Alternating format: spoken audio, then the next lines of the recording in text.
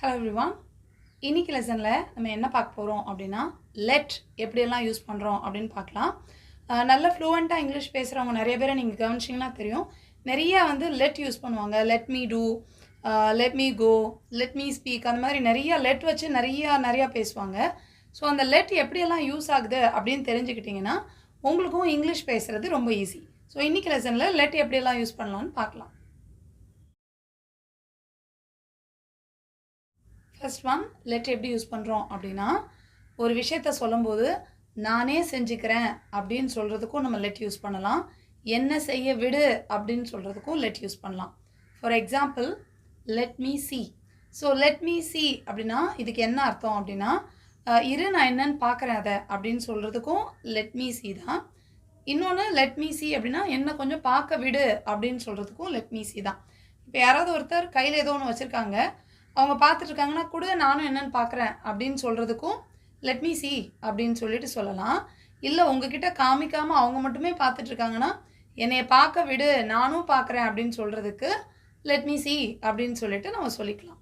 இதே இது மீக்கு பதிலாக ஹர் யூஸ் பண்ணோம் அப்படின்னா அவளை அப்படின்ற அர்த்தம் ஆயிரும். For example, let her C அப்படின்னா அவளை பார்க்க விடு, இல்லை அவளும் பார்க்கட்டும். இது ரெண்டுக்கும் ஒரே மாதிரி தான் சொல்கிறோம். Next one, let me two.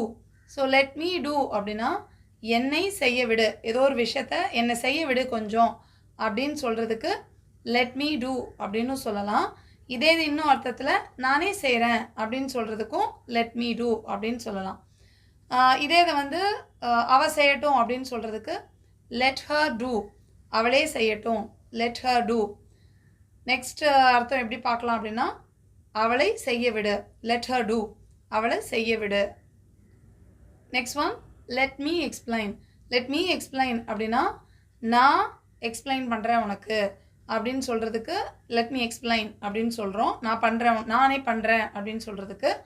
இன்னொன்று என்னை கொஞ்சம் பண்ண விடு, யாராவது ஒருத்தர் உங்களை எக்ஸ்பிளைன் பண்ண விடாமல் தடுக்கிறாங்கன்னா கொஞ்சம் இரு, லெட் மீ எக்ஸ்பிளைன் அப்படின்னா நான் கொஞ்சம் பண்ணுறேன் என்னை பண்ண விடு அப்படின்னு சொல்கிறதுக்கும் லெட் மீ எக்ஸ்பிளைன் அப்படின்னு சொல்லலாம்.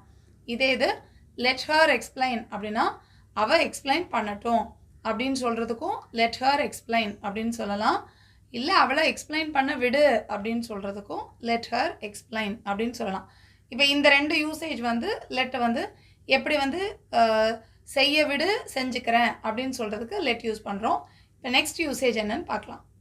லெட்டோட நெக்ஸ்ட் யூசேஜ், இப்போ யாராவது நம்மளை ஒரு விஷயத்தை செய்கிறதுக்கு விட்டாங்க, பெர்மிஷன் கொடுத்தாங்க, அலோ பண்ணாங்க அப்படின்னா அதுக்கும் நம்ம லெட் யூஸ் பண்ணலாம். For example, Tom let's me use his phone. இதுக்கு என்ன அர்த்தம் அப்படின்னா, டாம் அவனுடைய ஃபோனை என்ன பயன்படுத்திக்கிறதுக்கு அலோ விட்டான் அப்படின்னு சொல்கிறது. Next one, Tom let's her use his phone. இதுக்கு என்ன அர்த்தம் அப்படின்னா, டாம் அவனோட ஃபோனை அவளை யூஸ் பண்ணிக்கிறதுக்கு அலோ அவள் பயன்படுத்துறதுக்கு அலோ அப்படின்னு சொல்கிறதுக்கு Tom let's her use his phone அப்படின்னு சொல்கிறோம். இதில் இந்த லெட்ன்றது ஒரு வேர்பாக யூஸ் ஆகுது. அதாவது அலோ அப்படின்ற அனுமதி கொடுத்தார்கள், அலோ பண்ணாங்க அப்படின்னு சொல்லுவோம்ல, அந்த அலோ பண்ணுறதுக்கு பதிலாக இந்த வார்த்தை லெட்டுன்னு நம்ம யூஸ் பண்ணுறோம். ஸோ இது டாம் அது சிங்குலரில் இருக்கிறதுனால லெட் கூட எஸ் சேர்க்குறோம். லெட்டை ஒரு வேர்பாக எடுத்துக்கிறதுனால அது கூட எஸ் சேர்த்து சொல்கிறோம்.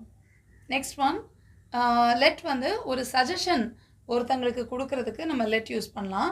இப்போது for example, let us take a selfie அப்படின்னு சொல்கிறோன்னா, இந்த இடம் நல்லா இருக்குது, வாங்க நம்ம ஒரு செல்ஃபி எடுத்துக்கலாம் அப்படின்னு நம்ம சொல்லுவோம்ல, அந்த மாதிரி சொல்கிறதுக்கு தான் let us take a selfie அப்படின்னு சொல்கிறோம். இந்த லெட் அஸ் அப்படின்றத அதோட கான்ட்ராக்ஷன் ஃபார்ம் தான் லெட்ஸ் அப்படின்னு சொல்கிறோம். ஸோ இந்த லெட் கூட அப்பாஸ்ட்ரஃபி எஸ் சேர்க்கணும் நம்ம.